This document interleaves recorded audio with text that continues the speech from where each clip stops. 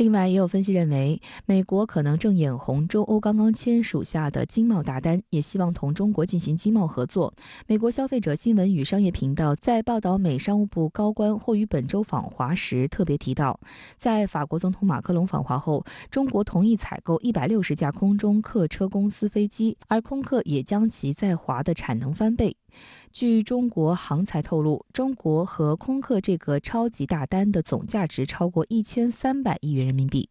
作为全球飞机制造的2大巨头之一，同时也是欧洲的代表企业，空客公司的订单也映射出合作意愿和政治态度。空客预测，到2041年，中国的客机及货机需求数量预计将达到8420架，超过全球需求总量约39500架的20%以上。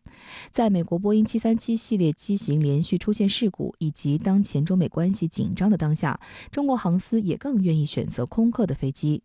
截至上个月底，空客在中国内地在役机队数量已增至2100多架，市场份额已经超过50%。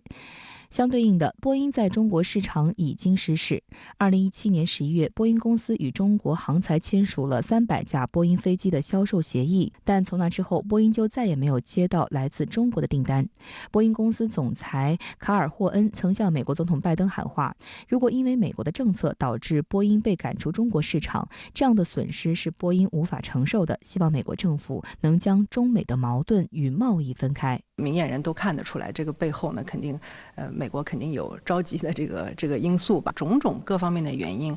来说呢，都应该来说是不利于中国做出这个进口波音这个的决定的。而实际上呢，种种的这些因素呢，都会有利于中国，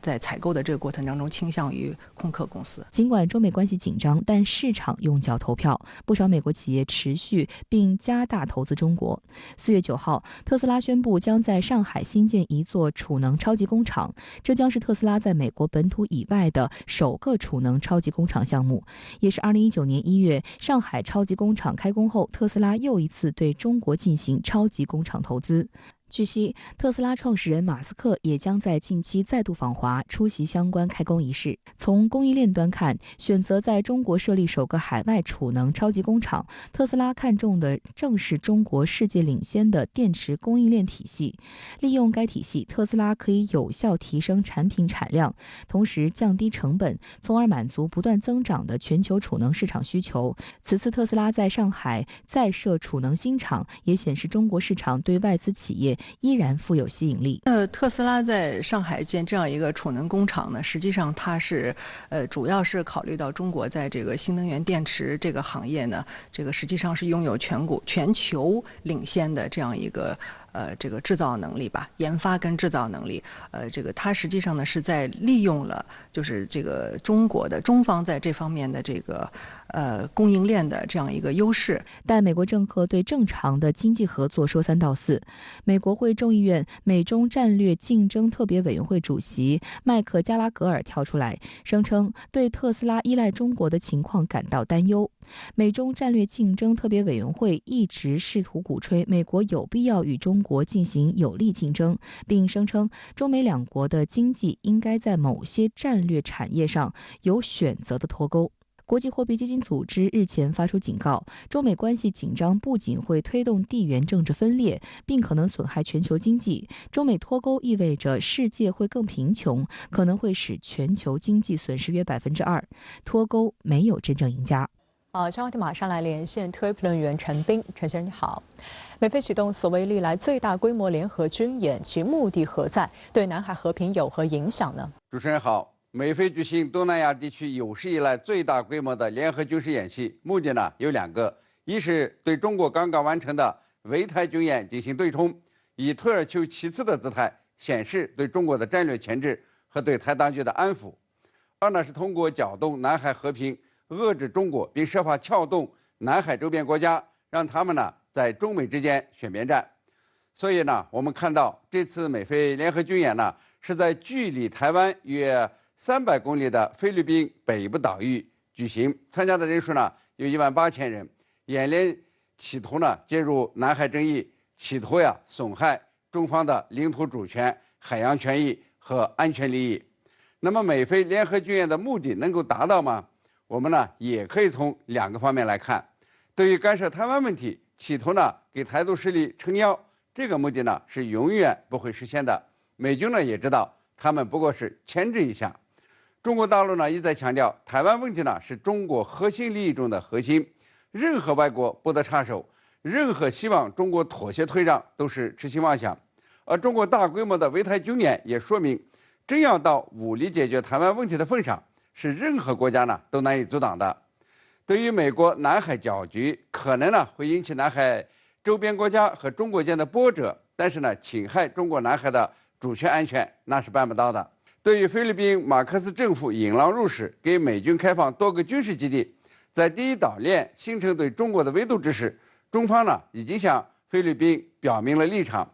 针对美菲联合军演，中方呢也一样郑重的回应，有关国家间的交流合作不应当针对第三方，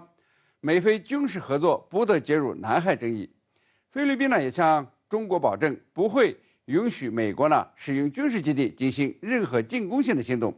但是呢，美菲军演和美军增加在南海区域的存在感，会影响南海周边国家摇摆不定，会妨碍把南海打造成和平之海、友谊之海、合作之海的进程。南海海面下的较量呢，恐怕比看得见的军演更加严峻。美菲高调的举行联合军演，意味着他们呢在强化同盟关系，这对中国南海主权构成的危险呢是显而易见的。可以说呢，中美战略对抗进一步的显现，南海对峙呢恐怕会进一步的升温。美国财政部官员说，在经济上不会寻求与中国脱钩。白宫正在商讨财长或商务部长访华事宜，但美国在芯片等领域一直在拉日核等盟国对华脱钩断裂。那么，如何看待美国的这种矛盾说法？美国在处理对华关系上呢，经常是前言不搭后语，自相矛盾，自私自利。当然呢，也只好自食其果，自取其咎。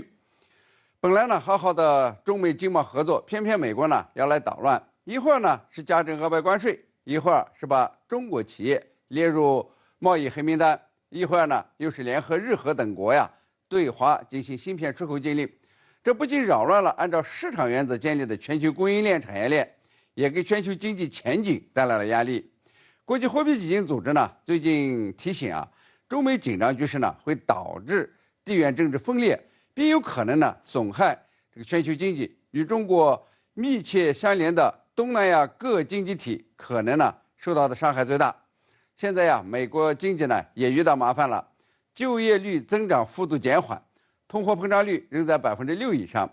提高利率遏制通胀，结果呢又导致美国国债收益率下降，让消费者和这个企业贷款变得更加昂贵。这经济衰退就像悬箭一样，时时呢在拜登政府的脑门上晃动。那么这个时候呢，美国呢又想到中国了。一会儿呢是经济上不寻求与中国脱钩，一会儿呢又说无意限制中国经济增长。如果真的有心改善与中国的关系，那么呢就得改正错误把加征的关税取消，把芯片禁令废除，别再把经贸当武器了。但是美国呢是光说不练，能言善辩，就是不拿出实际行动，也就很难取信于中国人。因此呢，对美国官员所谓的不脱钩、不限制，我们只能是笑笑。最多加一句，演呢看你还怎么演。美国呢从经济贸易、地缘战略、意识形态上与中国对抗，遏制中国发展，这呢是美国两党的共识，难以改变，这也是我们应当清醒认识到的。但是呢，这也不排除中美进行一定程度的合作，毕竟呢中美经贸依赖程度高这是一个客观现实。况且呢，中国如果不能够阻止美国一味的寻求竞争对抗，那么对中国的经济增长呢也没什么好处。中国美国商会呢最近做的一个调查显示，由于中美紧张，外国对中国的直接投资在外移，因此我觉得中美呢能谈的还是要谈，能协调的还得协调。只要有利于两国的经济利益，有利于维护国际贸易的多边体制，有利于全球经济增长，就需要积极的努力。因为没有一个国家呢在全球化的进程中可以独善其身，只有中美合作中竞争，只有全球团结协作，才能够真正的走出危机。也就是说呢，中美在战略上对抗，在经贸上仍然可以对杯。好，谢谢陈斌先生在线和我们分享您的观点，谢谢。